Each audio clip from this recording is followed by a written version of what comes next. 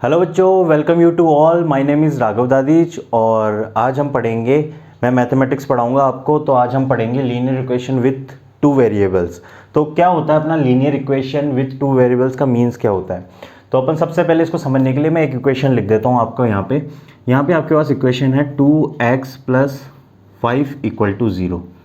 Okay, ये आपके पास में इक्वेशन है। तो आप यहाँ पे अगर चेक करोगे तो यहाँ पे ये इसको अपन वेरिएबल्स कहते हैं। x है वो अपना वेरिएबल्स कहलाएगा, है ना। और ये जो 2 है एंड 5 है ये अपने कांस्टेंट कहलाएंगे। ओके, रियल नंबर्स है, ये कांस्टेंट कहलाएंगे। ओके, तो इस इक्वेशन के अंदर इस तरीके से वेरिएबल्स है और इसकी x की अगर पावर देखते हैं तो अपनी x की पावर 1 है यहाँ पे, है ना। x की पावर अगर 1 होती है तो वो कहलाती है अपनी लीनियर इक्वेशन। ओके, जो भी वेरिएबल्स होता है अगर इक्वेशन के अंदर उसकी पावर अगर 1 होती है तो अपना लीनियर इक्वेशन कहलाता है। तो ये अपनी हो गई लीनियर इक्वेशन, जिसके अंदर इस तरीके से ये इक्वेशन है, x वेरिएबल है। तो ये अपनी है linear equation with one variable. Okay, क्योंकि यहाँ पे आप देख रहे हैं वेरिएबल एक ही है, यहाँ पे x है, ओनली वन वेरिएबल है। अब अपन बात करते हैं अगर linear equation with two variables की बात करें तो वो कौन सी होगी। सिंपली अगर अपन यहाँ पे y और ऐड कर देते हैं अगर इस इक्वेशन में, तो अब ये इक्वेशन बन गई है लीनियर इक्वेशन। तो होगी अभी भी, क्योंकि पावर दोनों की 1 1 है ना। इस बार वेरिएबल क्या होंगे, x एंड y, ये अपने वेरिएबल्स हैं। ओके, तो अपनी पावर तो दोनों की 1 है ना, तो ये लीनियर इक्वेशन हो गई। लेकिन अपने पास वेरिएबल x एंड y दो वेरिएबल्स है, तो अपनी हो गई ये linear equation with two variables. Okay,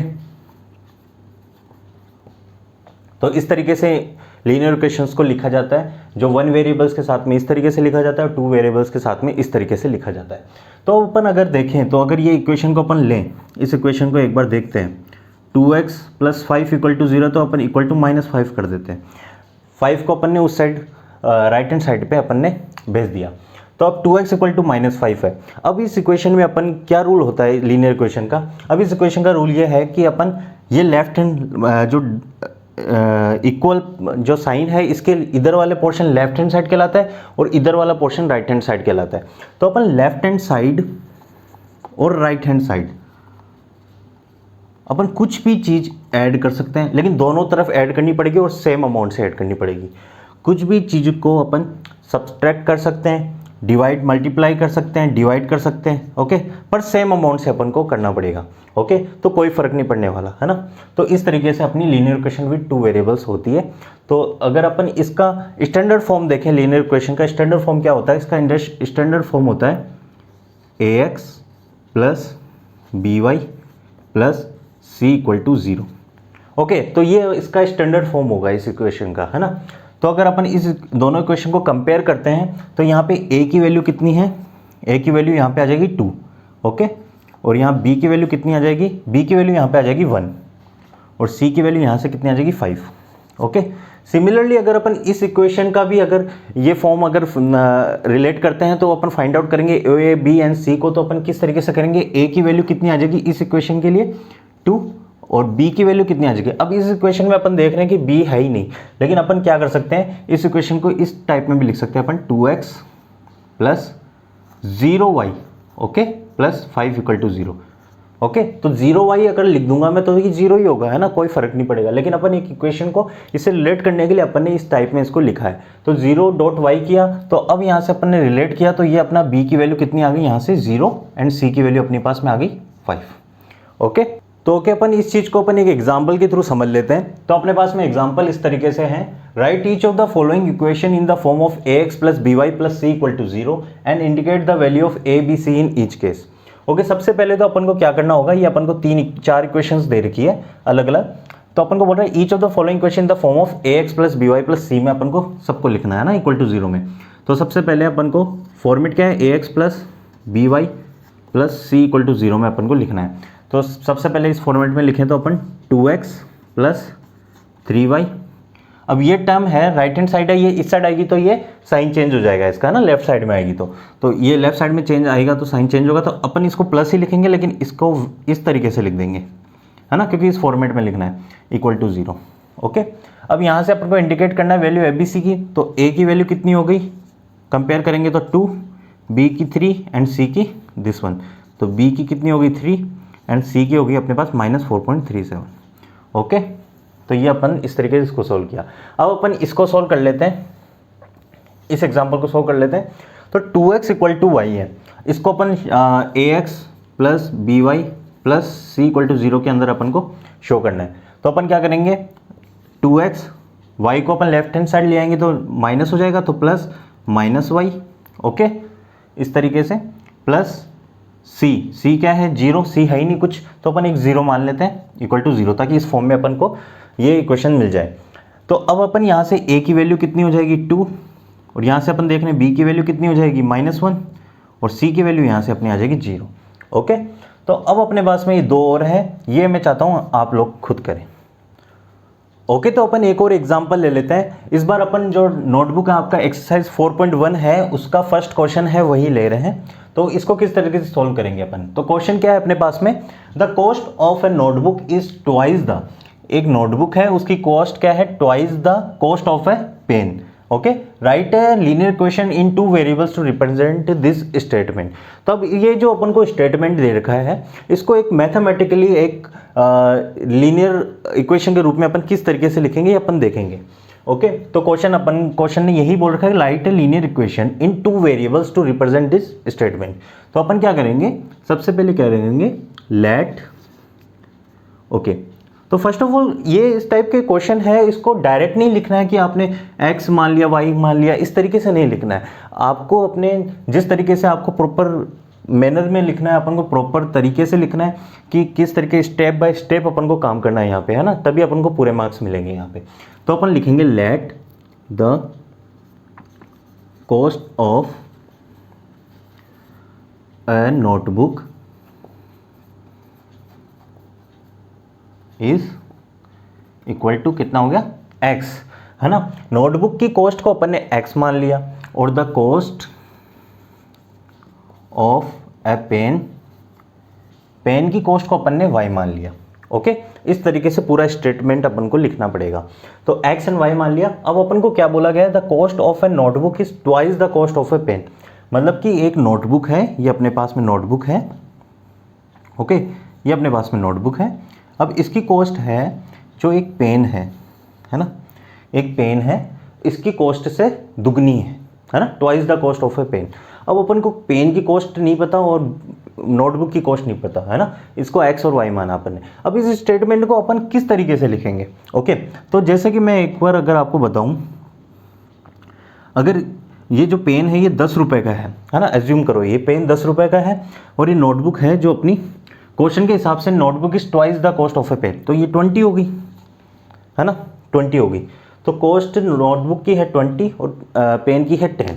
okay, तो अगर मैं यहाँ पे मेरे को ये कॉस्ट नहीं पता हो, है ना, नोटबुक की कॉस्ट नहीं पता हो, तो मैं क्या करूँगा, cost of notebook equal to 2 multiply cost of pen, right, इस तरीके से लिखूंगा। ये अगर मेरे को स्टेटमेंट दिया गया cost of notebook is twice the cost of a pen, तो मैं इस तरीके से लिखूंगा। तो ये सेम ही होगा, 2 × 10 करूंगा तो इसकी कॉस्ट आ जाएगी 20, है ना। तो इसी चीज को अपन को इक्वेशन में लिखना है। ओके, तो कॉस्ट ऑफ ए नोटबुक अपने पास में कितनी है x, तो अपन ने लिखा आगे x equal to 2 multiply cost of a pen, 2 multiply cost of a plane. Okay, तो इस तरीके से अपनी इक्वेशन होगी। ओके, तो अभी ट्रिक क्या है अपने यहाँ पे, अगर डायरेक्ट अपन को इतना ना सोचना हो तो ट्रिक क्या होगा कि cost of a notebook is twice. अगर नोटबुक की कॉस्ट ट्वाइस है तो अपन को उस साइड में 2 से मल्टीप्लाई कर देना है ना, पेन की तरफ, है ना। अगर ये दुगनी है तो अपन को उधर उसको दुगना करना पड़ेगा ताकि ये इक्वल हो दोनों, है ना। तो उसको अपन को 2 से मल्टीप्लाई करना पड़ेगा ताकि ये दोनों चीज़ें इक्वल हो। तो x इक्वल टू 2y अपने पास में इक्वेशन होगी। अपन इस इक्वेशन को लिख सकते हैं x minus 2y plus 0 equal to 0। Okay, तो इसको अपन यहाँ से प्लस कर देंगे, ब्रैकेट में -2 इस तरीके से कर देंगे, है ना। तो यहाँ से a की वैल्यू 1 आ जाएगी, b की वैल्यू -2 और c की वैल्यू 0, है ना। तो ये अपनी इक्वेशन हो गई जो अपन को फाइंड आउट करनी थी। ओके, क्वेश्चन के अंदर। तो नेक्स्ट अपना टॉपिक आ जाएगा solution of a linear equation. Okay, solution of a linear equation, ये अपना नेक्स्ट टॉपिक है। तो अपने लीनियर इक्वेशन के सॉल्यूशन कैसे निकालेंगे अपन? तो अपन को ये देखना कि अपन लीनियर इक्वेशन है, इसके सॉल्यूशन अपन किस तरीके से फाइंड आउट करेंगे। तो अपने पास में अपन एग्जांपल ले लेते हैं, एक लीनियर इक्वेशन है जैसे कि 2x + 3y = 12। ओके, तो ये अपने पास में एक लीनियर इक्वेशन है। तो अपन को इस लीनियर इक्वेशन के सॉल्यूशन फाइंड आउट करने हैं। तो अपन क्या करेंगे, लीनियर इक्वेशन के सॉल्यूशन फाइंड आउट करने के लिए अपन क्या करेंगे, एक बार अपन x की वैल्यू 0 रख देते हैं, है ना, और y की वैल्यू यहाँ से रख देते हैं 4, है ना, 0 और 4। तो यहाँ से 2 × 0 + 3 × 4 = 12। तो यहाँ से अपन देख रहे हैं ये अपने पास में लेफ्ट हैंड साइड भी 12 आ रहा है, राइट हैंड साइड भी 12 आ रहा है, मतलब कि इक्वेशन को सेटिस्फाई कर रहा है। तो ये अपना एक सॉल्यूशन हो गया इसका 0,4। ओके, x = 0 है, y = 4 है, तो इसको अपन इस तरीके से भी लिख सकते हैं। तो इसको 0,4 कोऑर्डिनेशन में अपन ने लिख लिया, इसके कोऑर्डिनेट लिख दिए। तो इस तरीके से अपना एक सॉल्यूशन तो ये हो गया। सेकंड सॉल्यूशन अगर अपन बात करें x = 6 और y = 0 पे, तो x = 6 रखा, y = अपन ने 0 रखा और 12 किया। तो यहाँ भी 12 = 12, ये इक्वेशन को सेटिस्फाई कर रहा है। तो मतलब कि ये भी एक सॉल्यूशन हो गया, एक सॉल्यूशन ये हो गया, एक सॉल्यूशन ये हो गया। ओके, तो अपन अगर और देखें तो अपन अगर बात करें x = 3 and y = 2, x = 3 and y = 2 की बात करें तो 2 × 3 + 3 × 2 = 12, 3 2 = 6, 3 2 = 6, 12, 12 = 12। तो ये इक्वेशन भी अपनी सेटिस्फाई कर रही है। ओके, तो इस तरीके से इसके इनफाइनाइट सॉल्यूशंस होंगे इस लीनियर इक्वेशन के। ओके, तो जैसे अपन ने 0,4 निकाला, 6,0 है, 3,2 है। ओके, इस तरीके से और भी इक्वेशंस निकलेगी, है ना, और भी सॉल्यूशंस निकले। तो इस तरीके से इस इक्वेशन के अपने हो गए इनफाइनाइट सॉल्यूशन। ओके, ये लीनियर इक्वेशन अपनी इनफाइनाइट सॉल्यूशन रखती है ना। ओके, तो अपने पास में क्वेश्चन है एक्सरसाइज 4.2 का, अपन ने लिया है 1 क्वेश्चन। फर्स्ट क्वेश्चन क्या है, y = 3x + 5 हैज। तो अपने पास में ये क्वेश्चन है, उसके ऑप्शन है यूनिक सॉल्यूशन है, ओनली 2 सॉल्यूशन है, या इन्फिनिटली सॉल्यूशन है। तो अपन को फाइंड आउट करना है कि ये इक्वेशन है, इसके कितने सॉल्यूशन होंगे, है ना। तो इनमें से कौन सा ऑप्शन होगा जो करेक्ट होगा। ओके, तो अपन y = 3x + 5 है, इसके अंदर अगर अपन 0, है ना, 0,5 अपन पुट करके देखते हैं, एक सॉल्यूशन ये वाला पुट करके देखते हैं ना, 0,5। तो y की वैल्यू 5 और x की 0, तो 5 = x की 0 + 5। तो यहाँ से 5 = 5। ओके, तो LHS = RHS, मतलब कि ये एक सॉल्यूशन हो गया इस इक्वेशन का। नेक्स्ट अपन पुट कर लेते हैं, y = 0 पुट कर लेते हैं और x = -5/3 पुट कर लेते हैं। ओके, तो यहाँ से अपन देखेंगे y = 0, x = -5/3 अपन ने पुट किया, +5। ओके, तो 0 = 3 to 3 कट गया, -5 + 5 कितना हो जाएगा, 0, 0 = 0। LHS = RHS, मतलब कि ये भी एक इसका सॉल्यूशन हो गया। अगर तीसरी अगर बात करें, x की वैल्यू 1 ले लेते हैं, y की वैल्यू अपन 8 ले लेते हैं। तो x की वैल्यू 1, y की वैल्यू 8, तो y की वैल्यू 8 = x की वैल्यू 1 + 5। तो यहाँ से अपना 8 = 8, है ना। तो ये इक्वेशन भी इसकी सेटिस्फाई कर रही है, मतलब कि इसके काफ़ी इनफाइनाइट सॉल्यूशन अपन इस तरीके से बना सकते हैं। ओके, तो अपन कुछ भी रियल नंबर्स अपन पुट करते जाएंगे और उनके जैसे जैसे सॉल्यूशन आता सेटिस्फाई करता रहेगा, वैसे वैसे ये सॉल्यूशन उसका बनता जाएगा। ओके, तो इस तरीके से अपन कह सकते हैं इसके हैं इनफाइनाइट सॉल्यूशन। ओके, तो इसका ऑप्शन हो जाएगा सी अपना answer, infinite solution. Next topic हो गया अपना graph of A linear equation in 2 variables. Okay, तो अपन इसके लिए एक एग्जांपल ले लेते हैं। इसके लिए अपन एग्जांपल ले लेते हैं x + 2y = 6। Okay, x + 2y = 6 अपन एक इसके लिए एग्जांपल ले लेते हैं। तो अपन ने अभी तक सीखा, अपन ने सॉल्यूशन निकाले, है ना। अब जो सॉल्यूशन अपन ने फाइंड आउट किए हैं उनको अपन को ग्राफिकल टर्म के अंदर, ग्राफ के अंदर अपन को बनाना होगा। ओके, तो इसको जियोमेट्री में कैसे बनाए, अपन ग्राफ में कैसे बनाए, तो अपन को ये देखना होगा। तो सबसे पहले तो इसके सॉल्यूशन फाइंड आउट करते हैं, फिर उसको अपन ग्राफ में देखते हैं किस तरीके से अपन बनाते हैं। तो अपन सबसे पहले इसके सॉल्यूशन की बात कर लेते हैं। तो अपन यहाँ पे x ले लेते हैं, यहाँ पे y ले लेते हैं। ओके, x और y, है ना, x और y की 2 टर्म चलती रहेगी इस तरीके से, है ना, और फिर उन टर्म्स से अपन ग्राफ बनाएंगे। तो सबसे पहले x + 2y = 6 है, x की वैल्यू मैं 0 रख लेता हूँ। तो x की वैल्यू 0 रखूँगा तो y की वैल्यू आ जाएगी 3। ओके, x की वैल्यू 0 रखेंगे, 0 + 2y इक्वल टू 6, तो y इक्वल टू कितना हो जाएगा 6/2 3। x की वैल्यू 2 रखते हैं तो 2 + 2y equal to 6, 2y equal to 2 उधर चल जाएगा नेगेटिव में 4, 6 - 2 4, तो y equal to 4/2 equal to 2, है ना। तो इस तरीके से तो y इक्वल टू अपने पास 2 आ जाएगा। और अगर 4 रखता हूँ मैं x की value 4 + 2y equal to 6, 2y equal to आ जाएगा 6 - 4, y इक्वल टू आ जाएगा अपने पास 2/2 1, तो ये अपने पास 1 आ जाएगा, है ना। अगर मैं यहाँ पे 6 रख लेता हूँ, है ना, तो 6 + 2y इक्वल टू 6, है ना, तो 2y equal to 0, y equal to 0। Okay, तो इस तरीके से ये अपने पास में सॉल्यूशंस आ गए, है ना। इस तरीके से ये चलता रहेगा सॉल्यूशन, है ना, तो ये रुकने वाला नहीं है सॉल्यूशन, ये चलता रहेगा, है ना। इसके इनफाइनाइट सॉल्यूशंस होंगे जो चलते रहेंगे। तो लेकिन अपन को एक ग्राफ बनाना है, वो अपन इस सॉल्यूशन से बना सकते हैं। तो अपन को देखो ग्राफ के लिए अपन को क्या करना होगा, एक एक्स एक्सिस बनानी होगी, एक वाई एक्सिस बनानी होगी, है ना। तो ये एक्स एक्सिस होगी, ये वाई एक्सिस होगी। तो एक्स एक्सिस के अंदर अपन देख रहे हैं 0 2 4 6 है, तो अपन इस तरीके से बना देते हैं, है ना। तो 1 2 3 4 5 6 तक है अपने टर्म्स, तो अपने 6 तक बना दी। और y के अंदर 0 1 2 3 है, तो अपन इस तरीके से 1 2 एंड 3, है ना, इस तरीके से। अब अपन को पॉइंट है, पहला कोऑर्डिनेट क्या है, ये वाला 0,3, ये वाला 2,2, ये वाला 4,1 और ये वाला 6,0, है ना। तो 0,3 कहाँ बनेगा, x 0 है, x 0 है और y है यहाँ पे 3, तो ये वाला अपना 0,3 हो गया एक पॉइंट, तो है ना। और सेकंड पॉइंट है 2,2, x 2 और y भी 2, तो x पे 2 गए फिर y पे 2 गए, है ना। यहाँ पे नेक्स्ट है 4,1, तो यहाँ से x पे 4 जाना है और y पे 1 तक जाना है ना। फिर अपना 6,0, x पे 6 पे जाना है और y पे 0 पे जाना है, तो मतलब यहीं पे। तो ये अपने पॉइंट्स हो गए, है ना। तो अपनी जो स्ट्रेट लाइन है वो किस तरीके से आ जाएगी, तो ये पॉइंट्स इस तरीके से है थोड़े, है ना, ताकि लाइन स्ट्रेट हो जाए। ये अपनी स्ट्रेट लाइन आ जाएगी यहाँ पे, है ना। ये आ गई अपनी स्ट्रेट लाइन,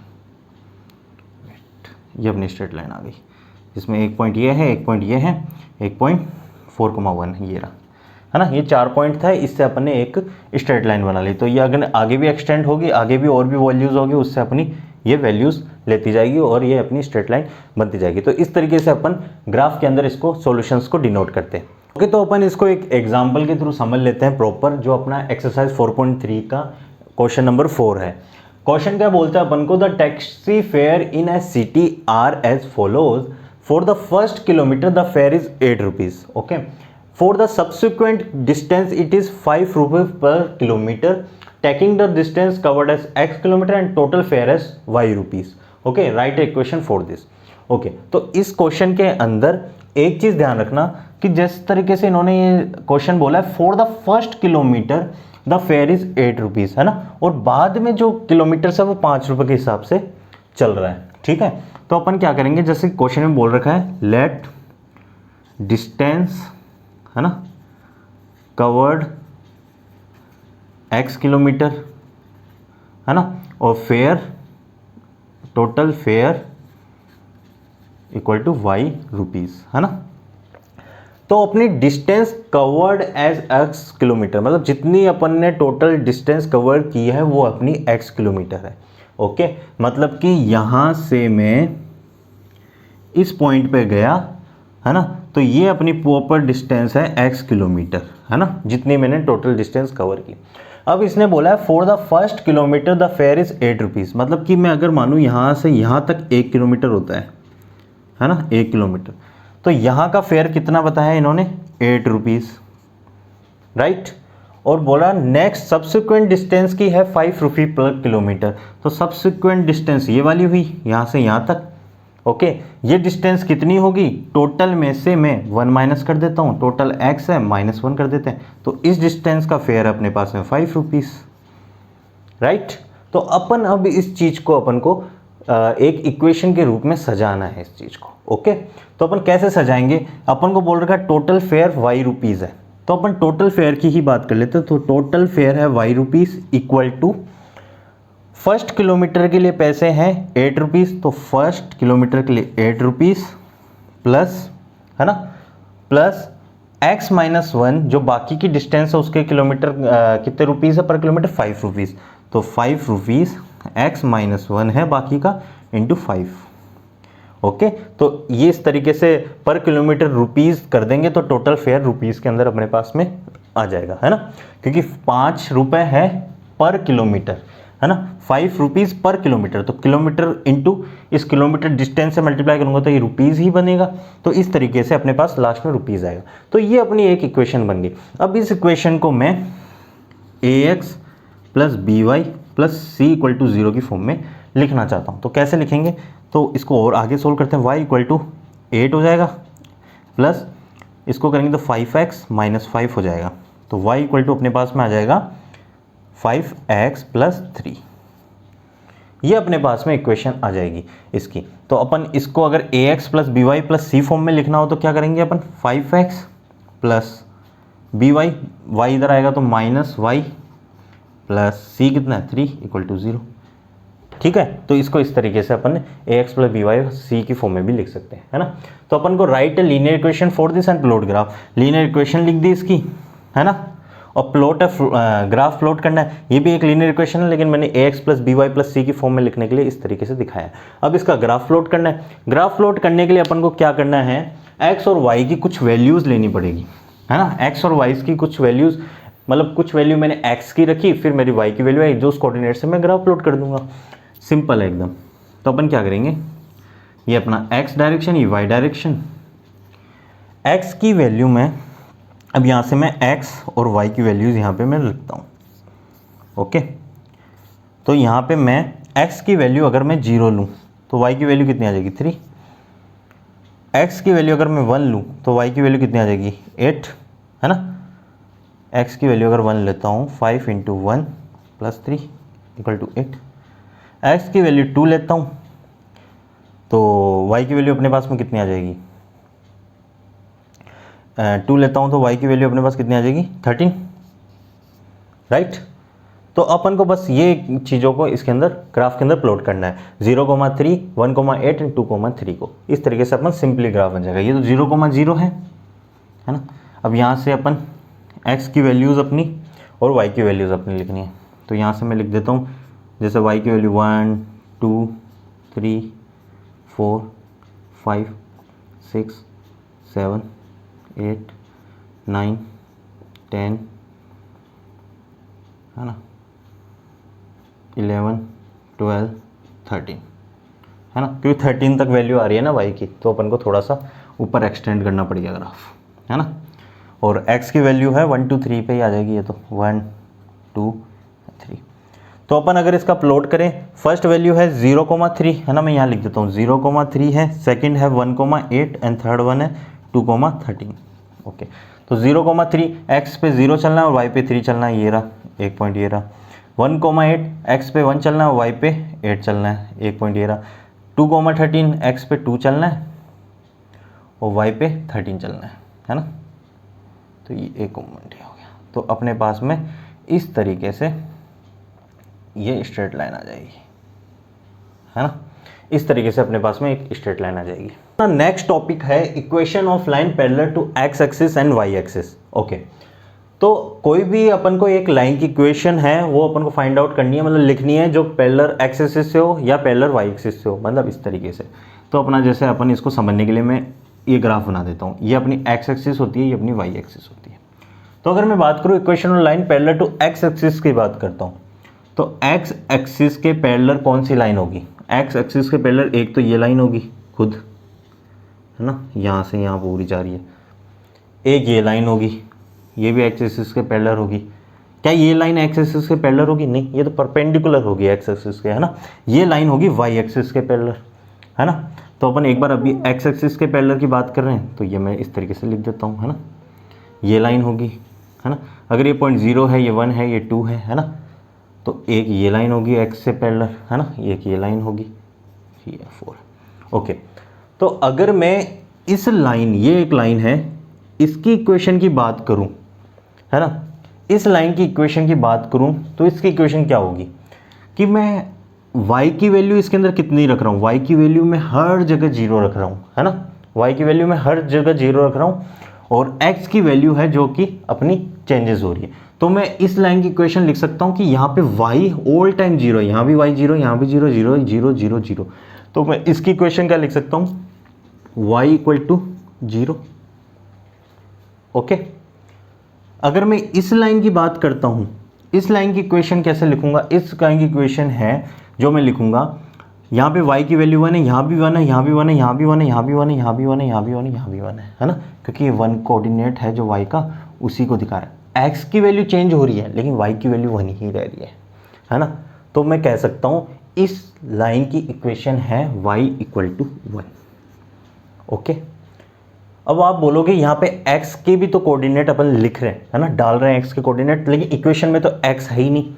तो अपन इस इक्वेशन को इस तरीके से भी लिख सकते हैं, y, है ना, प्लस, देखो इक्वेशन किस फॉर्म में होती है अपनी, ax plus by plus c equal to 0 की फॉर्म में, है ना।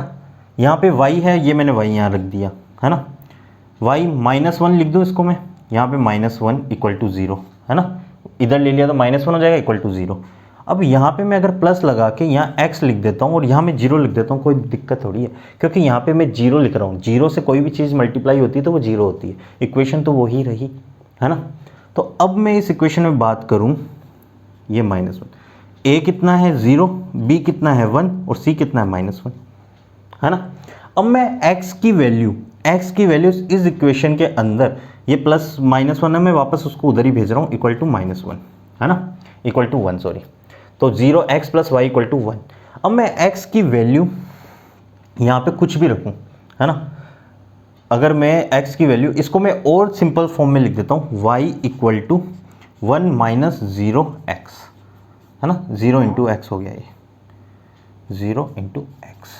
ओके, और सिंपल फॉर्म में रख दिया। अब मैं x की वैल्यू कुछ भी रखूँ, वो तो मल्टीप्लाई 0 से ही होगी, है ना। मैं x की वैल्यू अगर मैं यहाँ पे 1 लिख दूँ, है ना, तो y की वैल्यू कितनी आएगी, 0 ही आएगी, क्योंकि 1 लिखूँगा 1 इंटू 0 तो y इक्वल टू 1 आएगा। 2 लिख दूँ तो भी y की वैल्यू अपनी 0 ही आएगी, है ना, 1 ही आएगी, 1 ही आएगी, यहाँ भी 1 है, सॉरी 1 ही आएगी, है ना। x की वैल्यू 3 रख दूँ तो भी y की वैल्यू अपनी 1 ही आएगी, क्योंकि कोई भी टर्म लिखूँगा वो 0 से मल्टीप्लाई होके कुछ अपन को रेस्पॉन्स 0 ही देने वाली है ना, तो y इक्वल टू 1 ही आएगी। तो अपन ये इक्वेशन क्या कह सकते हैं, x इक्वल टू 1 और 1, y इक्वल टू x 2,1 3,1, है ना। तो ये वही तो है, 1,1 ये रहा, है ना, 2,1 ये रहा, 3,1 ये रहा, है ना। इनको जोड़ा अपन ने तो अपने पास इक्वेशन आ गई। तो अपन कह सकते हैं ये इक्वेशन है y इक्वल टू 1 और ये है y इक्वल टू 0, है ना। तो इसी तरीके से ये y equal to 0 equation, y equal to 1 equation, इसकी है y इक्वल टू 2 इक्वेशन, इस लाइन की y इक्वल टू 3 इक्वेशन है ना, y क्योंकि हर जगह y 3 है, इसकी y इक्वल टू 4 है। ओके, तो सिमिलरली अगर मैं x एक्सिस में बात करूं, जो लाइंस है y के पैरेलल, है ना, इस तरीके से, है ना, तो ये 0 है, ये 1 है, ये 2 है, ये 3 है, ये 4 है, 5 है, तो इक्वेशन क्या हो जाएगी, अब मैं y के पैरेलल हो रही है तो अपनी x इक्वल टू आ जाएगी, तो x इक्वल टू 0 है इसकी ये लाइन, x इक्वल टू 1 है ये लाइन, x इक्वल टू 2 है ये लाइन, x इक्वल टू 3 है, ये x इक्वल टू 4 है इस लाइन की इक्वेशन, इसके x इक्वल टू 5 है लाइन की इक्वेशन, क्योंकि x की हर जगह वैल्यू 5 है, इसमें x की हर जगह वैल्यू 4 है, तो x equal to 4, x equal to 3 है क्योंकि x की हर जगह वैल्यू 3 है। सिमिलरली अपन ने काम किया, तो अपना पॉइंट क्या बनता है, अगर लाइन, है ना, x के पैरेलल है तो इक्वेशन हो जाएगी y इक्वल टू 0, है ना। अगर लाइन y के पैरेलल है तो इक्वेशन क्या हो जाएगी, x इक्वल टू 0। ओके, अगर लाइन x के पैरेलल है तो इक्वेशन क्या हो जाएगी, मतलब इसके अंदर x के टर्म्स नहीं होंगे, y इक्वल टू 1 होगा, y इक्वल टू 2 होगा ना, सो ऑन, और ये भी x equal to 1, x equal to 2, इस तरीके से सो ऑन, इस तरीके से इक्वेशन बन जाएगी, है ना। तो इस तरीके से अपना equation of line parallel to x axis and y axis आता है। उसको समझने के लिए एक क्वेश्चन ले लेते हैं जो कि अपना है एक्सरसाइज 4.4 का क्वेश्चन नंबर 1। तो give the geometric representation of y equal to 3 as an equation. दो कंडीशन है, एक तो 1 वेरिएबल हो और एक 2 वेरिएबल हो, है ना। अब 1 वेरिएबल है, पहली कंडीशन लेते हैं 1 वेरिएबल, तो y इक्वल टू 3 है ना। तो 1 वेरिएबल का मतलब है कि ax plus by plus c equal to 0, ये इक्वेशन नहीं होगी, क्योंकि इस इक्वेशन में अपन दो वेरिएबल यूज़ कर रहे हैं, x एंड y, है ना। तो ये वन वेरिएबल वाले में सीन में क्या सीन है कि ये x वाला टर्म अपन हटा देंगे, है ना, x वाला टर्म अपन हटा देते हैं, मतलब कि इक्वेशन सिर्फ अपनी y के अंदर आएगी, है ना। तो इसको मैं एक तरीके से बता देता हूँ आपको कि जैसे कि ओनली वन एक्सिस बनेगी, जो कि ये एक्सिस है ना, एक एक्सिस बनेगी। तो यहाँ पे जैसे ये 0 वैल्यू है, ये 1 वैल्यू है, ये 2 वैल्यू, ये 3 वैल्यू है ना। तो ये वैल्यू अपनी हो जाएगी y = 3 वैल्यू। ओके, तो ये अपनी सिंपल ये वैल्यू अपनी हो जाएगी y = 3 value. Okay,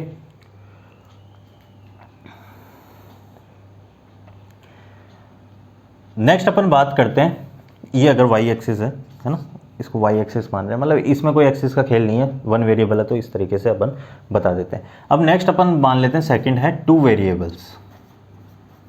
two variables वाले सीन के अंदर मैंने अभी आपको पिछला आपको तरीका बताया था, उसके अंदर आपको y = 3 का मैंने बताया भी था आपको। टू वेरिएबल्स में अपन ax + by + c के रूप में लिखेंगे = 0, a upon 0 × x plus b y = 3 है ना, तो इक्वेशन इसको लिख सकते हैं y + -3 = 0, है ना। इस तरीके से लिखें तो ये वही हो गया y = 3 - 0x, है ना। इसको मैंने इस टर्म में लिख दिया। अब सिंपल अपन x की वैल्यू रखते जाओ, 0 1 2 3 4 5 6 7 8 9 10 रखते जाओ, x 0 से मल्टीप्लाई होगा 0 ही रहेगा, तो y की वैल्यू सिंपल यहाँ पे अपने पास 3 आती रहेगी, है ना। जैसे कि 0 1 2 और ये 3, तो अपनी y की वैल्यू y = 3 की लाइन ये होगी, जिसके अंदर x की वैल्यू 1 रखी, 2 रखी, 3 रखी, 4 रखी, 5 रखी, 6 रखी, 7 रखी, है ना। तो अपने पास सेम है, -1 रखी, -2 रखी, -3 रखी, -4 रखी, है ना। x की वैल्यू कुछ भी रखते जाओ, y की वैल्यू 3 ही आनी है ना।